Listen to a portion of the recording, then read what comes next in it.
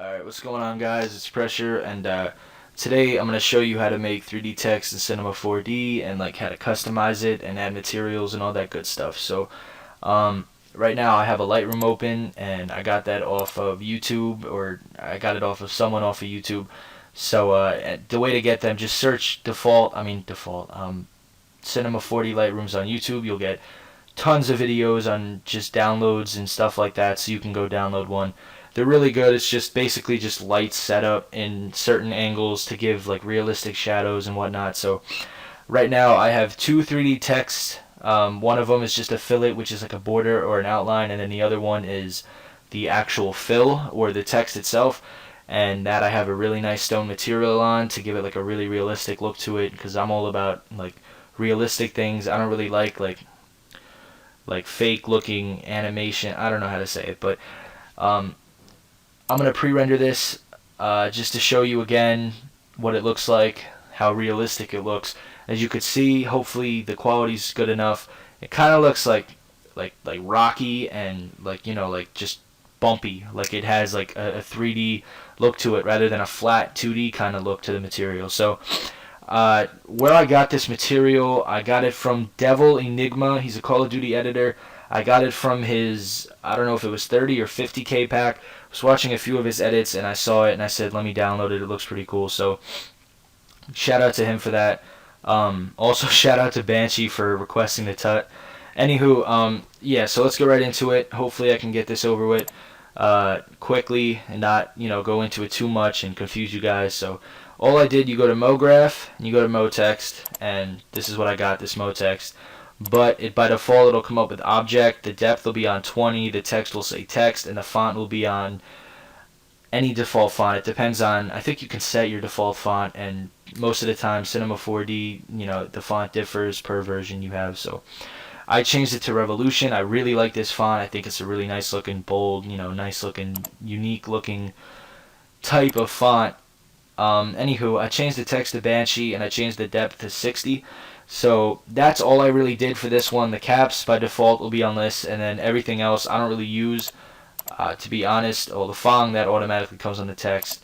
But everything else, I mean, I don't really even, I couldn't even tell you what this is all for. I don't ever use it. So, and most of the time people won't either, who are doing what I'm doing with either editing or GFX. So yeah, so the second one, I copy and pasted the first one, and all I did was go to caps, and I changed from cap to fillet. And I'm going to turn this off so you can see. Fillet is just basically a border. It's just a border or an outline looking type thing. So that's all I have for text. The materials is a different story. Materials you can have, I mean, I'm going to put on, I'll put on this like reddish one. I don't want to replace the other one, but, oh, what is it, not there? No, basic, blah, blah, blah, blah, blah. What the fuck? Alright, yeah, I can't even tell you what I'm thinking right now. Oh, there we go. I was wondering. Huh. Mind blank. Anyways, so it's there. What the hell's going on here? Do I have to just delete this one? No. Alright, yeah. I don't know what the problem is right now. I don't see... Oh, what? Alright, you guys saw that. It came out black and now it renders out pink. Anywho, as you can see, it still looks good because this Lightroom, I don't know, I use this for some other things.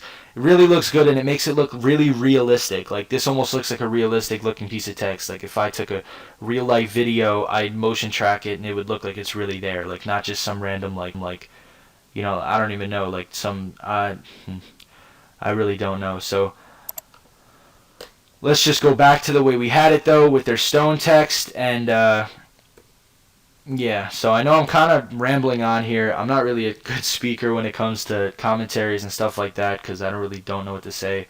That's why I stick to editing. So but yeah, for the most part, hopefully you understand. Materials, you can make them by double clicking the gray area or just going to create new material.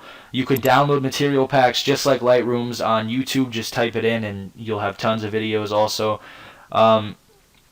When you create your own, you're going to have a bunch of different options you can turn on. You can turn on bump. That's going to give it the 3D look. But what you want to do is maybe go to like the color, change it to like red. Nah, I'm stupid. Change the color to like red. And there you go. And the reason why my mouse is kind of weird, I'm using the scrolly pad on my laptop, and it kind of gets annoying. And then for this, I don't even know. I'm assuming it wants me to load up a texture. I mean, usually when I click on bump, it doesn't ask me to do that. But regardless, you could do other things. Reflection, turn on the reflection, turn it down to like, say like 30%. It'll give it like a shine to it. So, I mean, there's a bunch of different things you could do. Now, say I took the red material I just made and applied it and rendered it out. I would get almost kind of like the pink one, except for the pink one, the reflection is really high.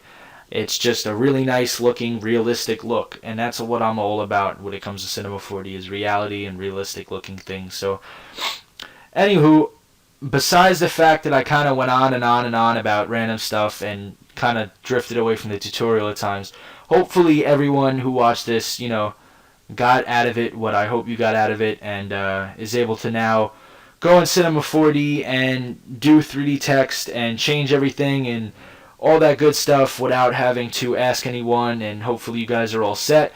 And another thing, hopefully you guys take from this what you got from it, of course, and just try to like brainstorm. Don't sit there and ask people how to do stuff until you've already tried it and really actually see how, you know, how to do it. Like, try it. Like, say you want to make a square.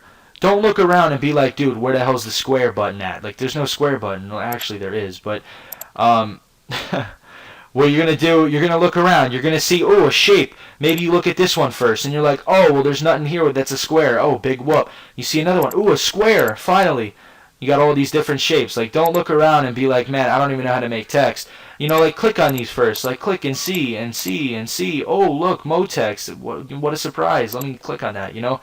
Like, just don't sit there and look stupid. Just actually try it and brainstorm and see what you can come up with, you know?